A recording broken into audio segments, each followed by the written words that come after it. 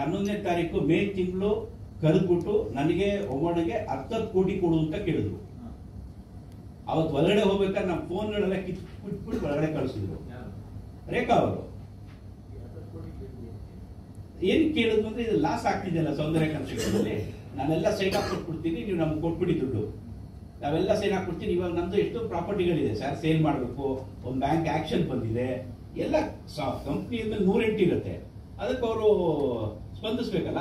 ಜಗದೀಶ್ ಅವರು ಡೆತ್ ಆದ್ಮೇಲೆ ಹೌದು ಸರ್, ಜಗದೀಶ್ ಅವ್ರ ಡೆತ್ ಆದ ಸರ್, ಜಗದೀಶ್ ಅವರು ಬದುಕಿರೋ ತನಕ ನಮ್ಮೇಲಾಗ್ಲಿ ಒಂದು ಅಲಿಗೇಷನ್ ಇಲ್ಲ. ನಾವು ಅಂಟಮಂದಿರ್ಕಿಂತ ಹೆಚ್ಚಾಗಿದ್ವಿ. ನಾನು ನಿಮ್ಮನ್ನ ರಿಕ್ವೆಸ್ಟ್ ಮಾಡ್ಕೊಳ್ಳೋದು ಒಂದೇ ಸರ್, ನಮಗೂ ಒಂದು ಫ್ಯಾಮಿಲಿ ಇದೆ ನೋಡಿ, ಯಾರು ಏನೇ ಹೇಳಿದ್ರು ಕೂಡ ದಾಖಲೆ ಇಟ್ಕೊಂಡು ಮಾಡಿ ಸರ್. ಹೌದು ಸರ್, ಹೌದು ಸರ್.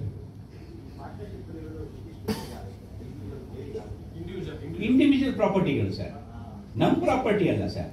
ಜಗದೀಶ್ನ ಏನು ಇಲ್ಲದೆ ಮಾಡಿಬಿಟ್ಟಿದ್ರು. ನಾನು ದಾಖಲೆ ಕೊಡ್ತೀನಿ ಸರ್, ನಾನು ಏನ್ ಮಾತಾಡಿದ್ರು ದಾಖಲೆ ಕೊಡ್ತೀನಿ ಸರ್. ಫಸ್ಟ್ ಸೌಂದರ್ಯ ಕನ್ಸ್ಟ್ರಕ್ಷನ್ ಶುರು ಮಾಡಿದಾಗ 93, 94 ಅಲ್ಲಿ ನಮ್ಗೆ ಯಾರು ಮದುವೆನೇ ಆಗಿರಲಿಲ್ಲ. ಯಾರು ಫಸ್ಟ್ ಹೆಣ್ಮಗು ಹುಟ್ಟತ್ತೋ ಅವರು ಸೌಂದರ್ಯ ಹೆಸರು ಇಟ್ಕೋಬೇಕು ಅಂತ ಅನ್ಕೊಂಡಿದ್ರು.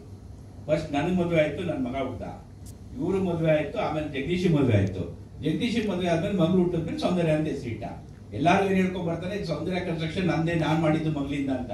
ನೋ, ದಟ್ ಇಸ್ ನಾಟ್, ಅದಲ್ಲ ಸತ್ಯ.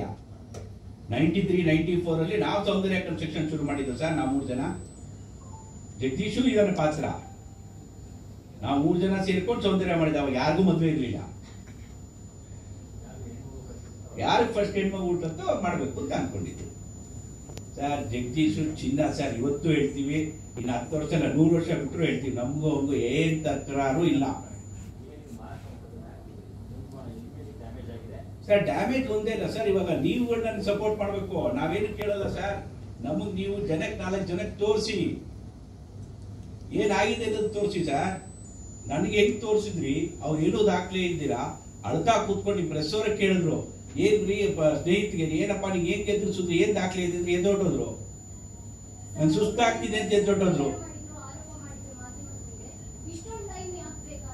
ಎಸ್ ಮೇಡಮ್, ಕೋರ್ಟ್ ಇಂದ ತೀರ್ಮಾನ ಆಗೋ ತನಕ ನಾವು ಮುಂದೆ ಬರಂಗಿಲ್ಲ ಮೇಡಮ್. ಕೋರ್ಟ್ ಅಲ್ಲಿ ಕೇಸ್ ನಡೀತಾರೆ, ನಾನು ಏನಂತ ಮಾತಾಡ್ಲಿ?